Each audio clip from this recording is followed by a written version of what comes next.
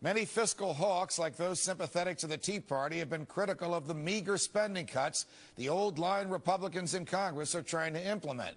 But at least it's something.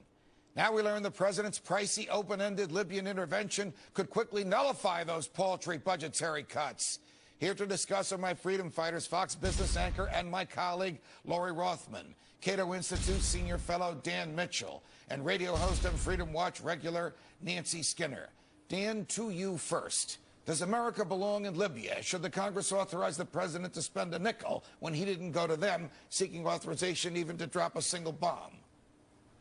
I'm not a constitutional lawyer, but it certainly seems to me like the Constitution says that Congress is the one that gets to declare war. So regardless of what we think about whether we should be in Libya or not, we should at least follow the rules. But then when we look at this from a fiscal policy perspective, right, I suppose we can be optimistic and say, well, maybe it'll be over in a couple of weeks. It won't cost much. It'll just be a one-time expense, and our budget problem is really a long-term thing to fix. But look at Iraq. I mean, that was supposed to be a very small expenditure lasting maybe a year or two, and it's become a giant open-ended commitment, sort of like an entitlement program for foreign policy. Right. All right, Nancy, you're speaking to someone who harshly criticized the Bush administration in Iraq and Afghanistan. So I really don't want to hear any of this George Bush did that from you right now. But is it worth $100 million a day in Libya when the Congress hasn't even declared war for us to be there? You're strapping my arms and asking me to answer because Go ahead, take the it was a straps $3 trillion war that went on for 10 years. Okay, but and you know, that's the thing. But you know what? Look at this, and back to your war powers resolution thing. The distinction, as Ambassador Bolton pointed out on your show, is that they were briefed and informed before, and all members and then the oversight committees were briefed, but the letter was sent. The president clearly has constitutional authority for a limited, time-limited in scope and time, duration, military discretion. And that's what the president said he's going to do. So we're talking about a couple $100 million. I find it ironic that the GOP, the whole Iraq war, was $3 trillion, never included in the budget. It was all supplementals the whole time, the Bush years. Okay. At least Obama has put it in the budget and accounted for it. And the idea is the Pentagon already has this money. It's fungible. It's allocated. They have money for operations such as this. Right. So it's not eliminating the GOP tax cut. I have to reject these arguments that the Pentagon already has the money. This is $100 million a day. We don't know how long we're going to be there. We're in debt by $14.2 trillion. Right. The president wants to add 1.6, now 1.7 trillion to that debt. Is this something that will wipe out whatever cuts the Republicans are able to put into their budget? Certainly has the potential to do so. But again, you mentioned that $14.3 trillion national debt. This is a bit irrelevant if those coalition forces take over, if that handover happens. But, you know, the big picture from Wall Street, economic perspective, another issue for lawmakers to haggle over. We love gridlock. But does it make sense to argue that just because the money has been appropriated, it needs to be spent? I mean, spending $100 million a day is $100 million a day, whether it's in last year's budget or this year's budget. But it's already been accounted for. So I guess if we're going forward now, we have to look at how we're going to rein in our fiscal debt, you know, for the future. Because this year, we're just trying to get by week to week with these CRs. Okay. All right. Switching gears, guys. Since its inception in 1913, the Federal Reserve has operated under a cloak of secrecy. We know more about the CIA than we do the Federal Reserve.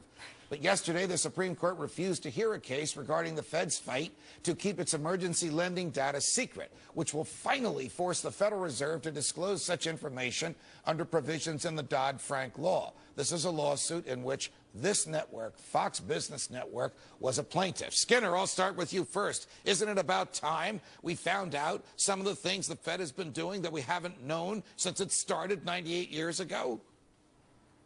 Here's our kumbaya moment, Judge. Absolutely. Wow. I mean, you know, why not?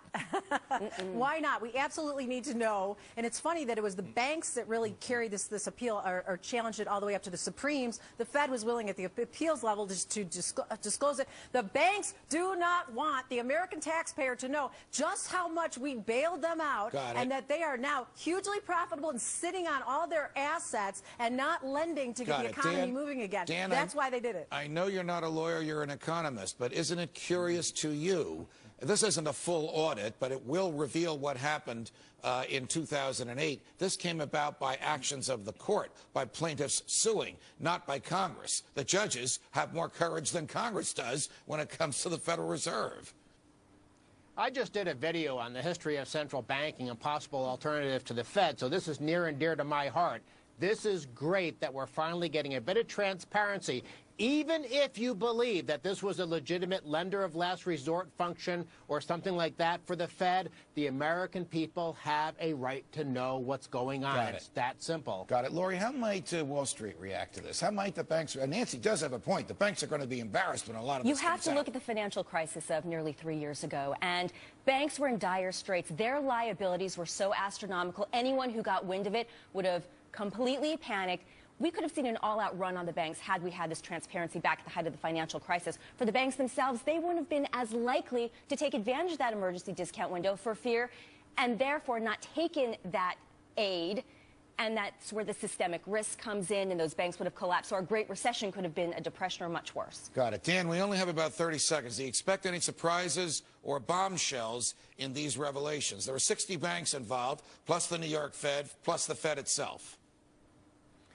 I suspect it'll be exactly what we normally would see. The big banks with the big connections are the ones that benefit from the program. Right. They like getting below average cost money from the government, and then they turn around and they make money on it. It's simple, but not good for America. Got it. Lori Rothman, Dan Mitchell, Nancy Skinner, it's a pleasure. Thank you for joining us. Up next.